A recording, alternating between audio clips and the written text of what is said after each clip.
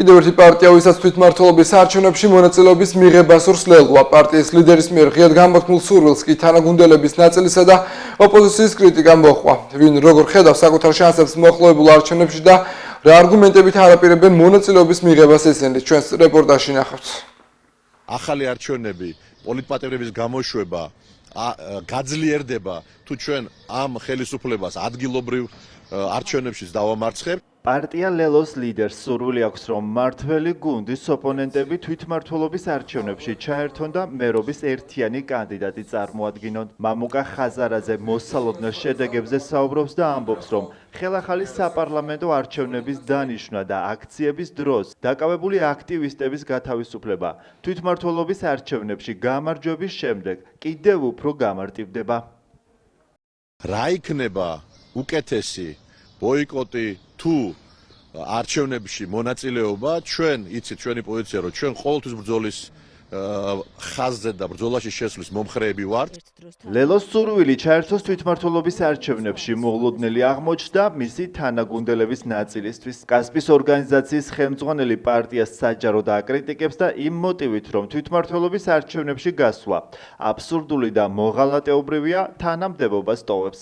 მამუკა ხაზარაძეს მიღებული გადაწყვეტილების გამო გაიხსნას მოლაპარაკება თვითმმართველობის არჩევნებში მონაწილეობის მიღების საკითხზე, წვავე და აკრიტიკებს ნაციონალური მოძრაობაც. გორის რაიონულ ორგანიზაციაში ამბობენ, რომ პარტია, ვინც ცდუნებას ვერ გაუძლებს და ოქტომბრის არჩევნებში მონაწილეობას მიიღებს, მმართველი გუნდის საქმეს გააკეთებს. თუ ახალი არჩევნები არ დაინიშნა საერთაშორისო მისიების ორგანიზებით, თუ არ გათავისუფლდნენ პოლიტპატიმრები, ისე ბიძინა ივანიშვილის სპეცოპერაციაში მონაწილეობის მიღებას არანაირი აზრი არ აქვს.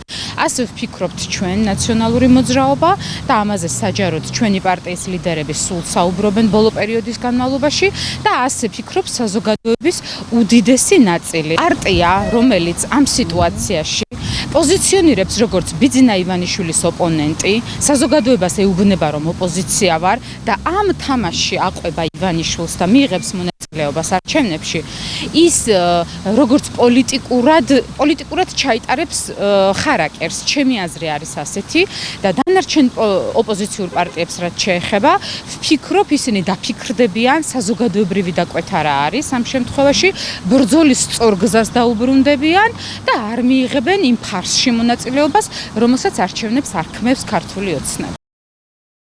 იქამდე ვიდრე ოპოზიციაში დაპირისპირებაა ქართული ოცნება მე-10 საიუბილეო გამარჯვებისთვის ემზადება. გორის მუნიციპალიტეტის საკრებულოს წევრი დარწმუნებულია, რომ ოპოზიციის გადაწყვეტილება გარე ძალების მიერ მიცემულ დირექტივებზეა დამოკიდებული და საბოლოოდ ყველა მათგანი არჩევნებში მონაწილეობას მიიღებს. მანუჩარ ლაფაჩის თქმით, დღეს ოპოზიციის რეიტინგი იმდენად დაბალია, რომ გამარჯვების არანაირი შანსი აღარ აქვთ. საქართველოს კანონმდებლობით გათვალისწინებულ ვადებში მიმდინარე წლის ოქტომბრის თვეში 4 ოქტომბერს ჩანიშნულია თვითმმართველობის არჩევნები.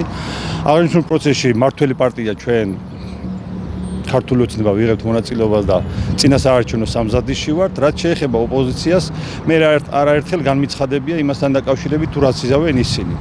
აქამდე იყო გაცხადებული, რომ იღებდა ერთი ოპოზიციური პარტია გირჩი, ეხლა მჟღავნდება, რომ რამოდენიმე პარტია კიდევ ემზადება წინასაარჩევნოთ მარათონში ჩაბმისათვის. ყველა ოპოზიციური პარტია როგორ ბრძანებასაც მიიღებს გარედან, ისეთ გადაწყვეტილებას მიიღებს. თითქმის ყველანი სავარაუდოდ ნაციონალური მოძრაობაც, რომელიც ბლოკავს, მე ესე მგონია, თავის სატელიტ პარტიებს და აბულინგებს, მე ესე ვიტყოდი, რომ მათი მსხვერპლი არიან ეს დანარჩენები, მაგრამ როგორც ირკვევა, ზოგიერთი პარტიები აღარ ემორჩილებიან ნაციონალურ მოძრაობას. დიდი ალბათობით ნაციონალური მოძრაობაც კულუარულად, მე როგორც მაქვს ინფორმაცია, წინასაარჩევნო კამპანიებს რეგიონებში ჩუმად აკეთებს და თვითონაც მიიღებენ მონაწილეობას. ასე რომ თვითონ ინდივიდუალურად იღებდნენ გადაწყვეტილებას, ეს მათზე არ არის დამოკიდებული. თვითმმართველობის არჩევნებში მონაწილეობის მისაღებად ამ ეტაპზე დადასტურებულად გახარია საქართველოსთვის და გირჩი, ასევე ქართული ოცნება ემზადება.